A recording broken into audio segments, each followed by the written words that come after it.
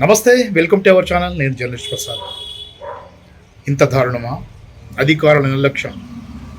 ప్రజాప్రతినిధులు ఎమ్మెల్యేలుగా చెప్పుకునే వారంతా కూడా నిర్లక్ష్యం కారణంగా 8 మంది మృత్యువాత పడాల్సిన పరిస్థితి వచ్చింది. వారంతా కూడా భక్తులు, అప్పన్న స్వామి భక్తులు. సింహాద్రి అప్పన్న చందనోత్సవం సందర్భంగా విశాఖపట్నంలో సింహాచలం దేవస్థానంలో ఉదయం నుంచి కూడా, అంటే అర్ధరాత్రి 12 తర్వాత నుంచి కూడా భక్తులు పెద్ద సంఖ్యలో, వేల సంఖ్యలో స్వామివారి నిజరూప దర్శనం కోసం వేచి చూస్తున్న పరిస్థితుల్లో ఒక్కసారి వర్షం కారణంగా గోడ కూలిన ఘటనలో మొత్తం 8 మంది మృత్యువాత పడ్డారు. ఇంకా చాలామంది తీవ్ర గాయాలు పాలయ్యారు.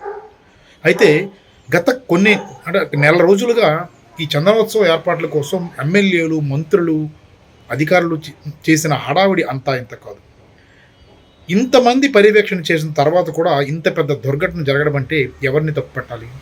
వీరంతా కేవలం ప్రమాదవశాత్తు జరిగిన సంఘటనలో మృతి చెందినవారా, లేదంటే ప్రభుత్వ హత్యల అనేది కూడా ఆరోపణలు వినిపిస్తున్న పరిస్థితి. మనం చెప్పడం కాదు, విశ్వ హిందూ పరిషత్, భారతీయ జనతా పార్టీ అనుబంధ సంస్థగా చెప్పుకుంటాం మనం. అలాంటి సంస్థ ప్రతినిధులే సింహాచలంలో జరిగిన దుర్ఘటనను, ప్రభుత్వ తీరును తీవ్ర స్థాయిలో తప్పుపడుతున్న పరిస్థితి కనిపిస్తుంది. అలాగే జనసేన సైతం ఈ విషయంలో తప్పుపడుతోంది. అధికారులు చూసుచున్నట్లుగా వ్యవహరించారు, నాణ్యత లేని పనులు చేశారు.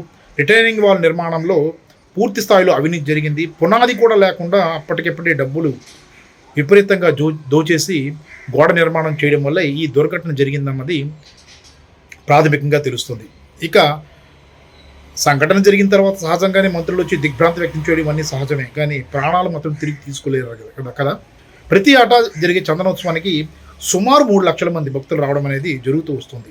ఈ ఏట కూడా అదే సంఖ్యలో రావడం జరుగుతూ వస్తున్నప్పుడు కూడా ఇంకా దర్శనం ప్రారంభం కాగానే రాత్రి సుమారుగా 1 గంట 2 గంటల మధ్యలో వర్షం కారణంగా గోడ కూలిన ఘటనలో భక్తులు చనిపోవడంతో ఒక అపచారం జరిగినట్లుగానే భావించాల్సి ఉంటుంది. మరి ఈ విషయంలో జనసేన అధినేత, ఉప ముఖ్యమంత్రి పవన్ కళ్యాణ్ ఎలా స్పందిస్తారు? ప్రభుత్వం, ముఖ్యమంత్రి ఇప్పటికే సంఘటన పట్ల తీవ్ర దిగ్భ్రాంతి వ్యక్తం చేశారు. మాజీ ముఖ్యమంత్రి, ప్రతిపక్ష నేతగా మనం భావించాల్సి ఉంటుంది. వైసీపీ అధినేత జగన్మోహన్ రెడ్డి కూడా తీవ్ర దిగ్భ్రాంతి వ్యక్తం చేయడం జరిగింది.